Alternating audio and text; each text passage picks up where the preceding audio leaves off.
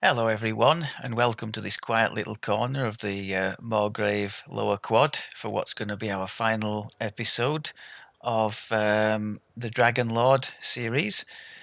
It's my first sort of foray into this class, and I've thoroughly enjoyed it, or this archetype rather. I don't have too much experience, as mentioned already, with melee in general and with fighter either, so it's been fun, something a little bit different. Some elements of it, as I'm sure you'll be aware from the feedback from the community in general, are well known already. Not least this Dragon's Roar, which works on everything, has a very high DC that you can reach, and is just extremely powerful, particularly if you go with the tier 5s in the Dragonlord tree, which I haven't done. I think we should have a look at what we could have had in there when we've finished up showing what we actually do have. So for those of you who don't know, the Dragonlord, the Dragonlord tree replaces the Kensai fighter tree. Then you get the Ravager, and you still get the fighter's Stalwart Defender tree, should you so wish. So I've split my points between Dragonlord, and I've gone tier 5 in Ravager. I did this mainly for, as explained before, for this blood strength tier 5, which has been incredibly good, going along solo, just not pushing the Reaper skulls, but racking up all the kills, and every kill is like 50, 60, 70 hit points back. So that's been unreal. As long as you've got a steady supply of opponents, you basically unkillable, as long as you don't ramp up the Reaper skulls too high. So, as mentioned before, we've got two sort of lines of attack in here. Well, we've got the extra bonuses on power attack, extra action boost charges for the haste boost. Haste boost, as a reminder, is included in the Dragonlord tree. You've got everything you need in this tree. I mean, this is definitely one nice thing about this archetype. Typically for haste boost and or trance, you would need to dip outside of the tree. The other nice thing about this is you've got the first appearance of a strength trance, although it can't be used with rage, which I think is fair enough, because those builds can go up into the mid hundreds, can't they, stat wise for strength. So imagine that with a trance, that would be insanely good. But still very nice to have, and not needing to go dipping into other classes unless you really want. So yeah, we've been using the Cruel Cut line. This I've been really impressed with, especially on a two-hander with strike through, so we can make two or even three targets helpless with this stat damage, this con damage, and it does happen quite often. So that's a nice source of helpless damage, and of course we've got extra damage to helpless targets in our trees as well. So that's been working pretty well. The other one, Slaughter, not bad at all. Nice chunks of damage, no extra crit multiplier or threat range with this, just straight damage, but it does play quite nicely into the inflated crit profile we have. We have 2 competence on crit threat range at the top of this tree. This weapon anyway has a decent crit profile. We've ended up with 13 to 20 critical roll, and here every time we score a crit with Slaughter, we're getting extra melee power, so that's not bad at all. What else was there? Well, let's just have a quick look at the tier 5s. We've obviously already mentioned the blood strength, extra hit points on kills is just super nice. More helpless damage, more hit points. The immunity to knockdowns has come in situationally useful. I'm thinking about things like the end of Subversion with those Slad all chucking the rocks at you. What else would be an obvious example? I haven't done it this life, but the army camp one where the hill giants come, same deal, throwing rocks and that, and if you're immune to knockdowns, that can make such a difference. There are plenty of other situations as well. I had another one on the tip of my tongue and I've forgotten it, but you get the picture. If you know the end of that subversion one, to be knocked down is basically to die if you're on your own. So to have that is very useful. And the 2 threat range, very nice too. Particularly as here, if you've got other things that are going off on crits. Otherwise, in the Dragonlord tree, we'll have seen anyway the main 3 features for me. There's the raw, the haste boost, and the strength trance that you can take in here. In addition to that, there's this whole line for tactics and breath weapon DCs. I took as a feat, one of the feats I took at 18, I took, is it Tactical Supremacy, +8 on tactic DCs. So this thing with the trance going in Reaper, you can see there it's 60 now. It was pushing up towards 80. That's in late heroic. Now a DC of 80 in late heroic is insanely good in my book. I've never had anything close to that on any kind of caster. So if you are a player that's maybe struggled, as I have, as plenty of us have in the past, to get caster DCs to a meaningful area at the cap, perhaps this could be a fix for that, because there's a lot less investment needed in terms of gear and that kind of thing to get a really decent result. I mean, if you want to really go to town on this, you can take 4 feats, can't you? There's 4 tactics feats available, giving 2, 4, 6, and 8 stacking tactic DCs. So there's 20 extra on the Dragon Breath and any tactic like trip here we've got.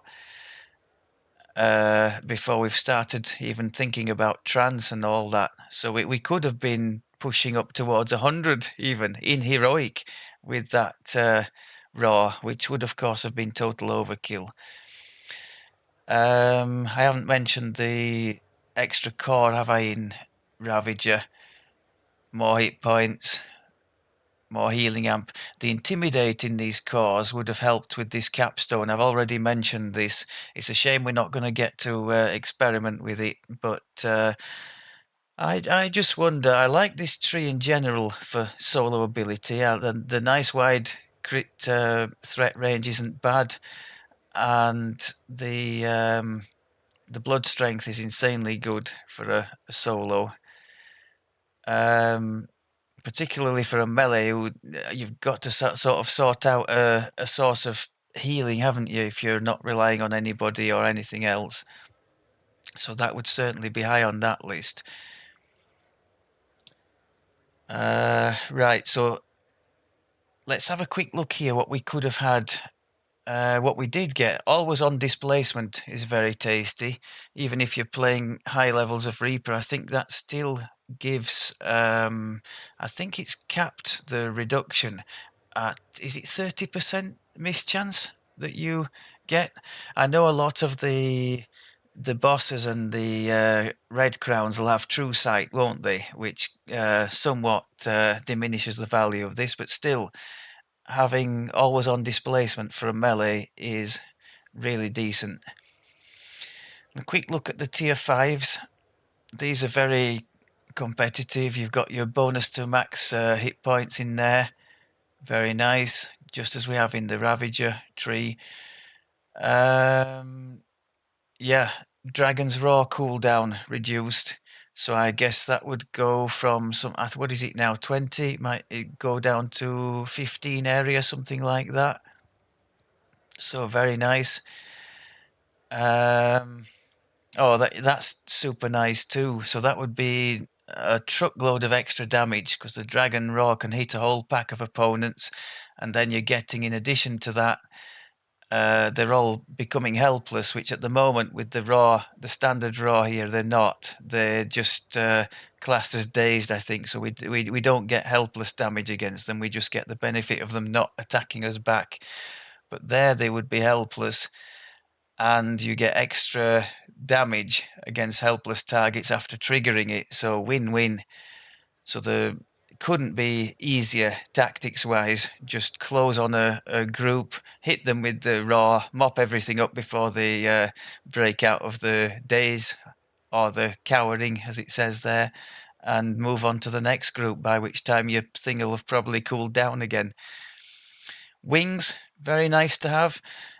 Slightly long cooldown, but I've experimented with that. As I said, this is my third life of the 3 Dragonlord ones. I wanted to get a couple under my belt so I could speak a little bit more about the different options. I did do last time around, I did tier 5 in here. Very effective. I mean, what I've done here is probably, well, it is total overkill unless I was playing at a higher level of Reaper. The incoming hit points from kills is such that I've rarely, if ever, had to dip into the second winds, of which we now have 5.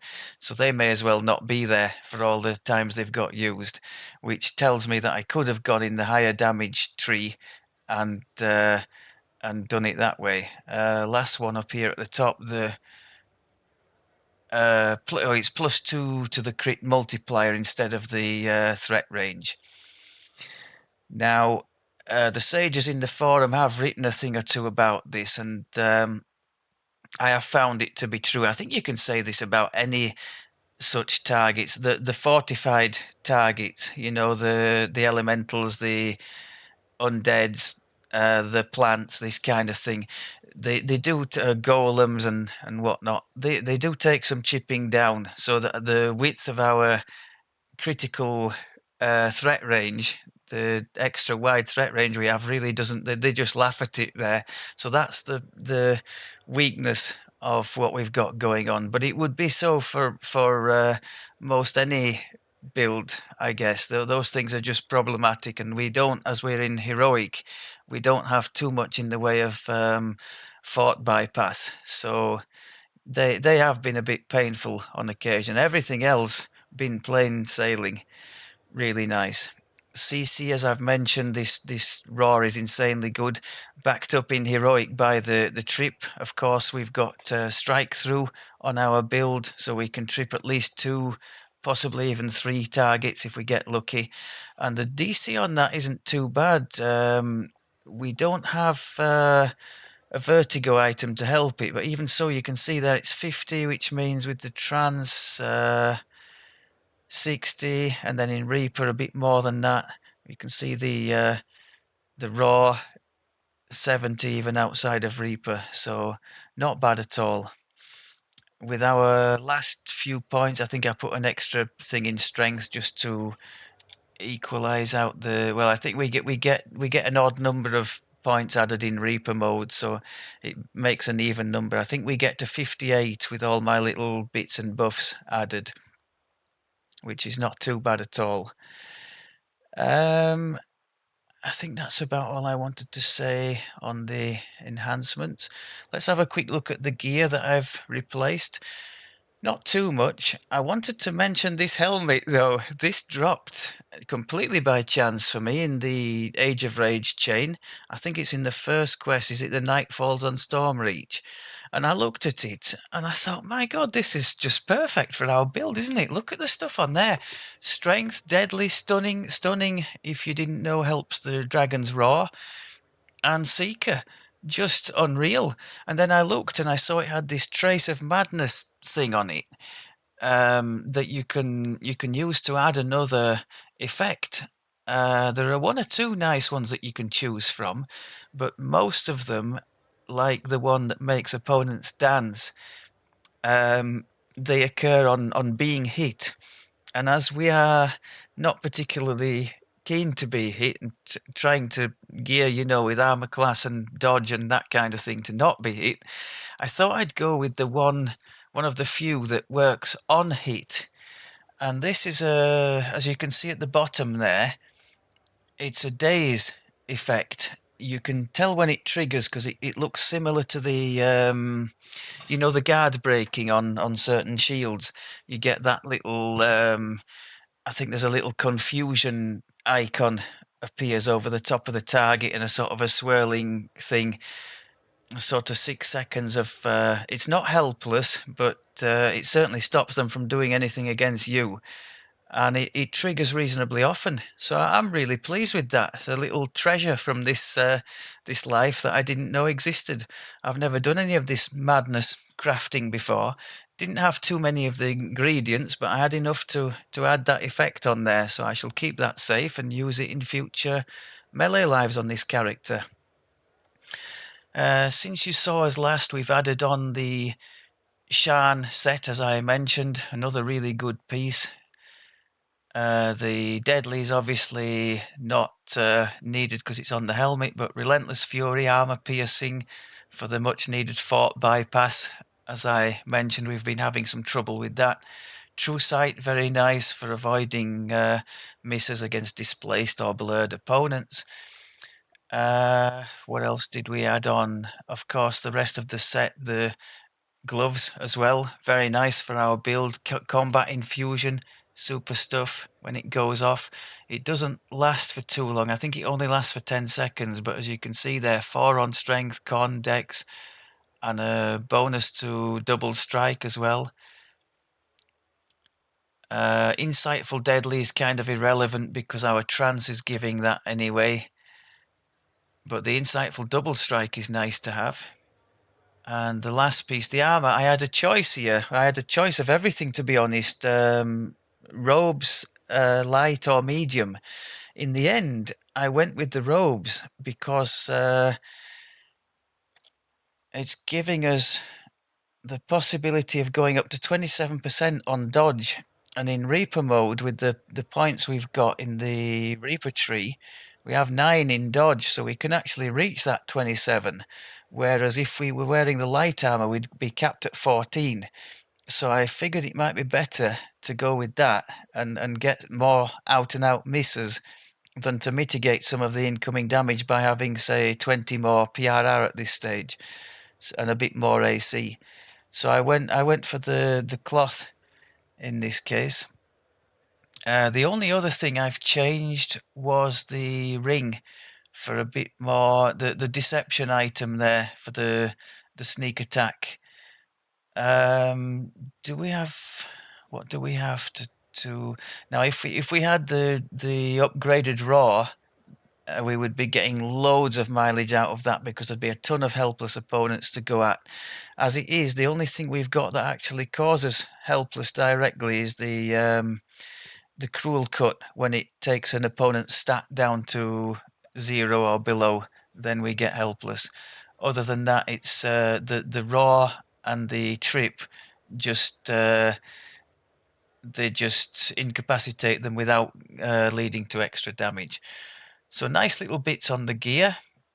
I think that's it for that.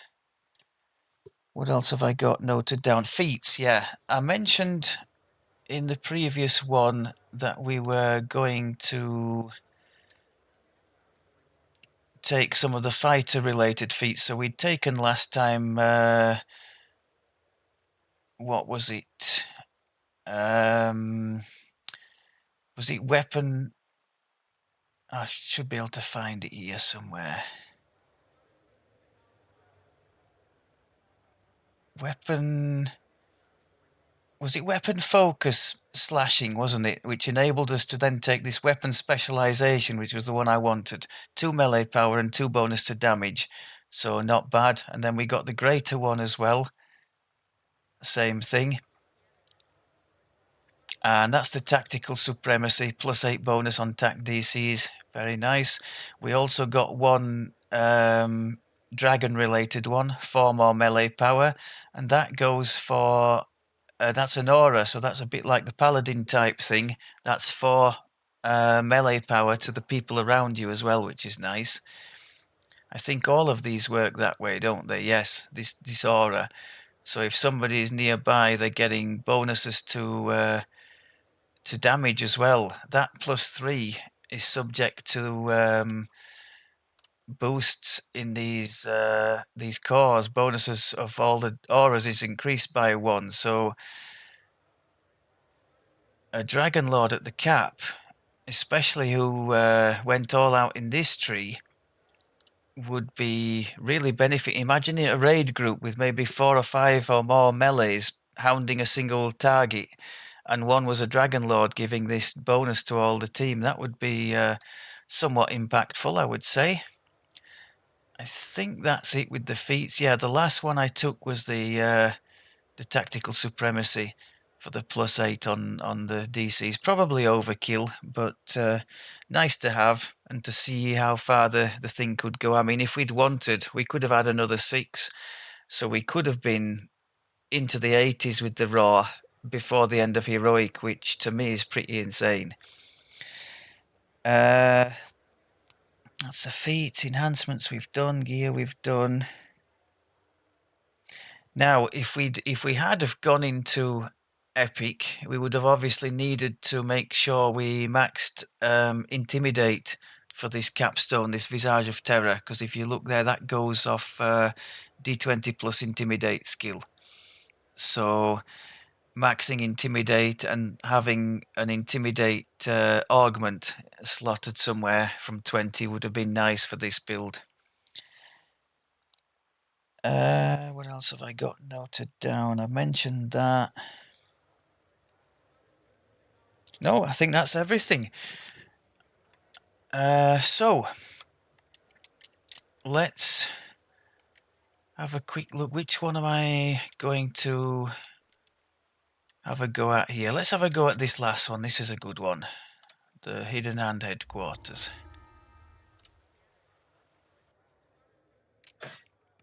So I'm going to try and show you this little daze effect on the helmet,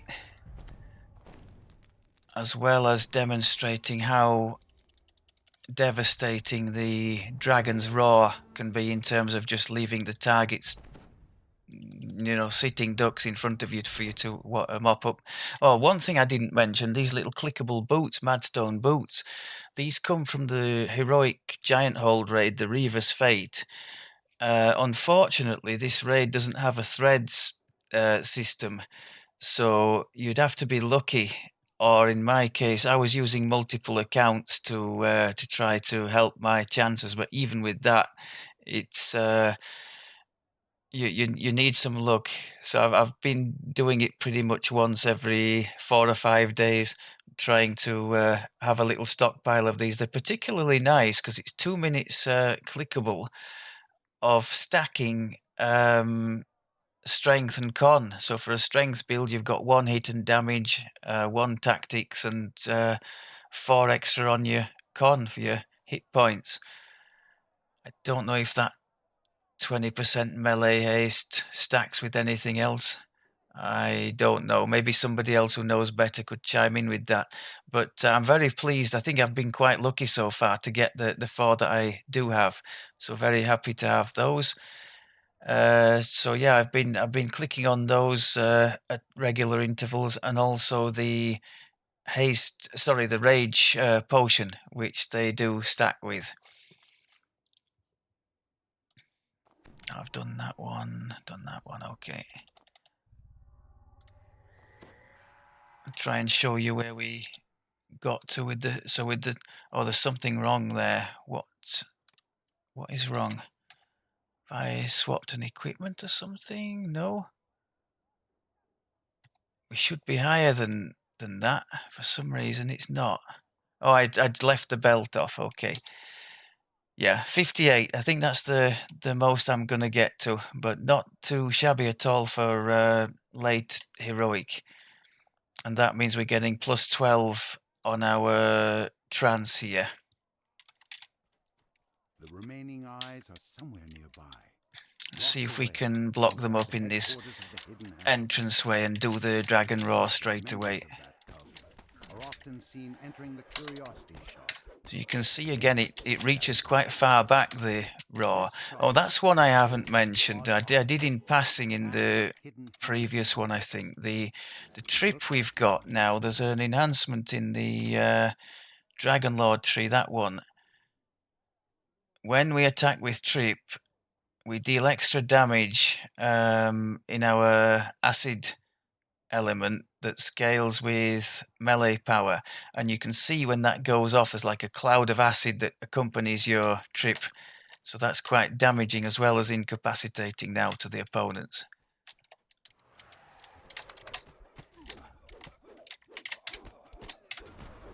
You saw some of the little daze effects on the helmet going off there. It's particularly useful to have, well, any kind of CC on your gear when you've got a strike through build like this one. It's all the more impactful. There you go, that was the trip thing going in. It didn't work on the Bone Warden, sadly, which is interesting because I bet we have the stun thing did though. Look at that. That helped. That was the little daze. So just to reiterate, that's the, what's it called? Zorian Madness, solipsism. Just means a 6-second daze, I think. Not always on hit, but regularly enough for it to definitely be worth investing in my opinion at least. If you happen to find one of these and want to go for the upgrade, it's in the Tower of the 12. It's a hall off the Tower of the 12. If memory serves, you go inside the tower, and it's in a room south. The south room of the main tower. There's like a crafting altar thing. You just put your item in there, and it gives you the options.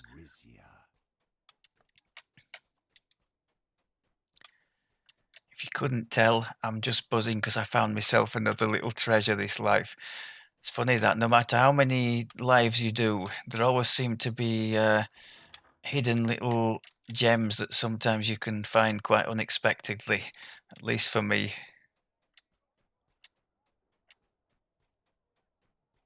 To your surprise, a jovial gnome is perched atop a crate in the middle You of can the see dance there we've floor. recharged, using the Dragon's Roar, we've recharged our trance ability. So even if you are if your roars have been depleted some, even if you're in a situation where there's no opponents, just trigger the roar as you wander around to attempt to recover your trance charges. See, it's come back again to 5, so it does recover reasonably well. I guess I've been quite lucky there, but I haven't often, if at all, got to a situation where I've been without charges by the end of a quest.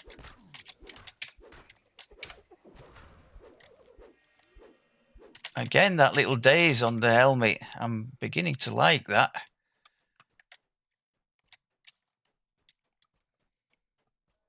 I think this is the water with the nibbling things in, isn't it? Let's go for, oh no, let's not swim in there, please. We'll go for a trip. So it killed one outright, so it didn't trip the horse, did it, unfortunately? Can we just get out of here, maybe? That'll do. Oh, we've got some... Short of having better acid resistance, which actually I could have the... this line of the Dragonlord is all to do with your element, +3 resistance on your element, another 3 resistance, another 3 resistance, and another 3 resistance.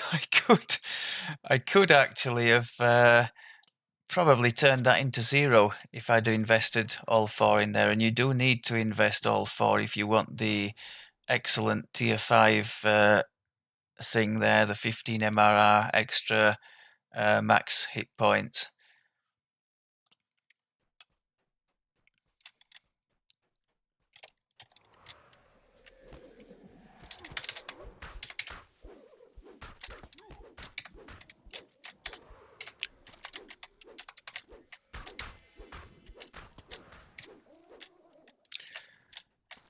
So as mentioned already, you can see I'm paying little or no attention to my hit point bar. The blood strength kills are just taking care of that. I'm not having to do anything with that, which is nice if you just want a nice chilled out life. I prefer a nice chilled out existence at the cap as well. So I'm hoping that when the time comes, it's going to be a long time coming because I've got plenty of melee stuff to do beforehand. But I'm hoping when the time comes, I will be able to You've taken the eye of the lion, invest in that bringing the Fae's little to make toy my life to at the bright cap day. easier. Now, the sages would say the frenzied berserker in barbarian is the only choice, or in this case, that the Dragonlord main tree would be the only choice. But that would leave me shorter of sort of healing stroke surviving options. I guess it depends as well on what you're doing. If you are grouping more and you know there's always going to be a Healy type in there, then that really changes things, and the focus then shifts to what can I do to do the most damage, in the knowledge that that I've got somebody dedicated to that role in my group. Or if you're really focused on at cap raiding against like one big single target, that would change the focus as well, I guess, towards out and out damage. The eye of Doleur must be nearby. My focus is significantly more on the quest side and generally alone, so that will obviously play into the thinking when setting up the melee build for the cap.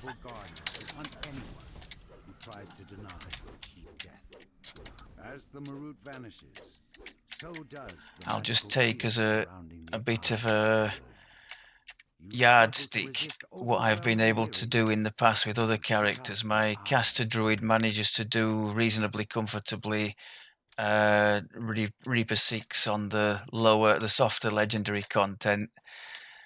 The purple's warlock build sailed through, albeit at a relatively modest pace, but sailed through the Reaper 4 legendaries.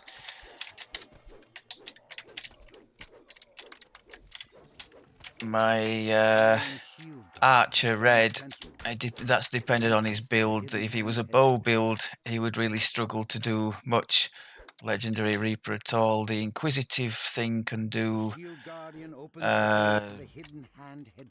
some Reaper 6, I think.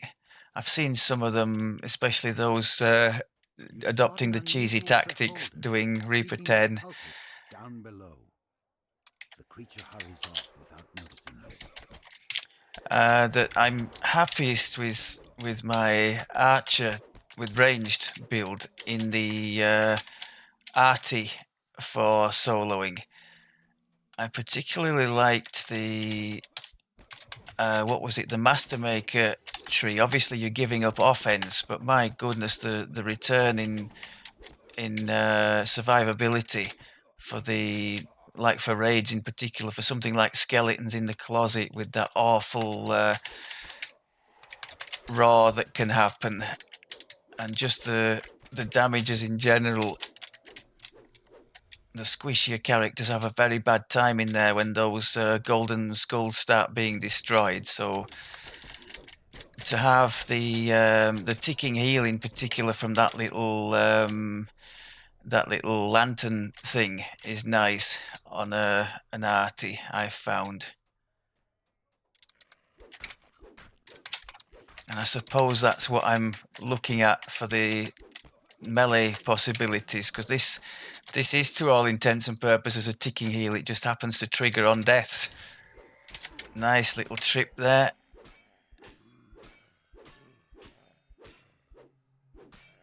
Okay.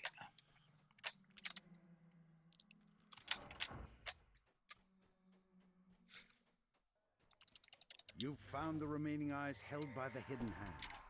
More surprisingly, you also find now, one thing I have noticed, both the potion of rage and these boots still allow you to do to other clickables. Like these are classed as casting spells, but these boots don't preclude that.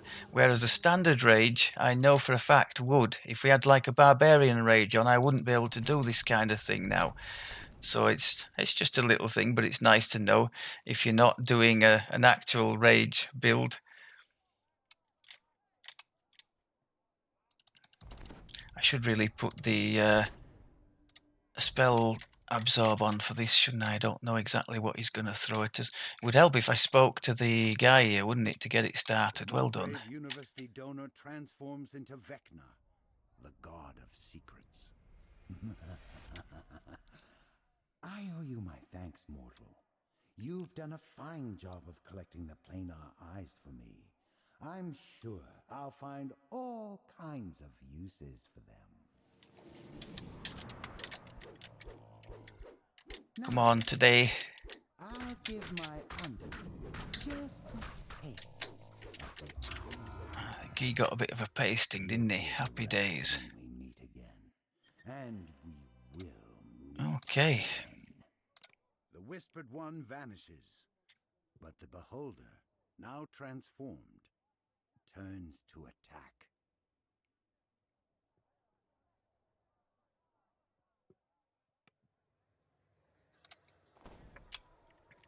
So in summary, pretty much plain sailing, the Dragonlord.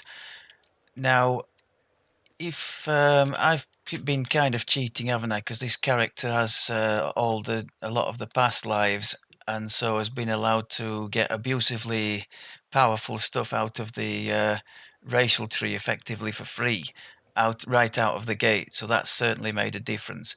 But for those who don't have that, I mean, even as a first life, I can see this being fairly strong, because then you would be relying a lot more on the raw. Just stick the raw in, get everything stopped, and if you take a bit longer to chip it down, so what? And yeah, I can see that being happy days. I can see this being a very decent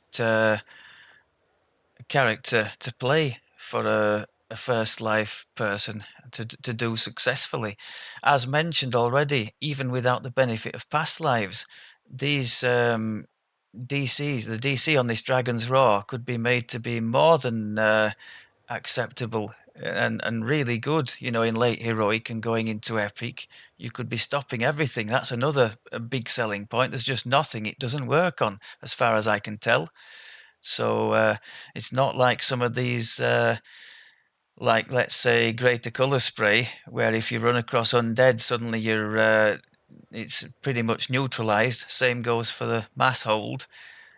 You're with this raw thing, one thing fits all. So very forgiving as well, and simple in terms of strategy. Throw the raw into a group, swing your AOE's like your whirlwind, and watch the kills amass.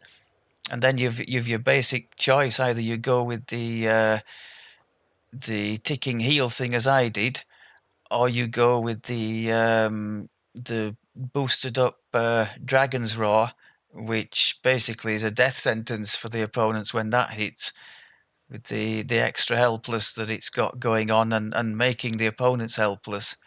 So yeah, with hindsight, it might have been nicer, because this is a barbarian tree as well, isn't it? It might have been nicer if I'd have showed the tier 5 in there. I can just say it means you've got to make use of the very nice second winds, and possibly some other source of healing as well, if you're depending on the difficulty you're playing on. I think on Reaper 1, most people would be fine with a few second wind charges to go on, because things would be just dying horribly against that Dragon's Roar. Okay, I think that about does it. Plenty of fun was had. I'm going to make my way to the cap, and I think next on the list is a couple of fighter lives, just standard fighter. So I'll be testing out the Kensai tree, I guess. After that, I think I have some Dragon Disciple monk to do. Now, I don't know whether I'm going to be too keen gear-wise on gearing for like both the castery side and the melee side. I think I may just stick with the focus on melee. So maybe I'll try and do a little series on how that ends up. I might try because I know there's a fifth core in Kensai, isn't there, which allows you to stay centered while using your Kensai focus weapon. So I could have something like this, is it the heavy blades for the great sword and the falchion and that kind of thing? So from level 12, I could possibly do all right. If I started off maybe with say 8 levels of fighter, and then went into the dragon disciple thing, we could have all sorts of goodies from 12, like evasion, and obviously still being centered would mean we could get other nice things like the speed boost that they get, and I think they get armor class bonuses for being centered, don't they? It'd feel quite weird being a monk and swinging a two-handed sword. Yeah, that might be an interesting cocktail to put together. Again, that would be only going to 20, but I've certainly never tried anything like that before, and we do have the tools for it here. We certainly have the Shan clothing that would make it work. So maybe that could be a bit of fun. Okay, I think that's enough for now. Thanks very much as always for looking, and I will speak to you soon. Take care.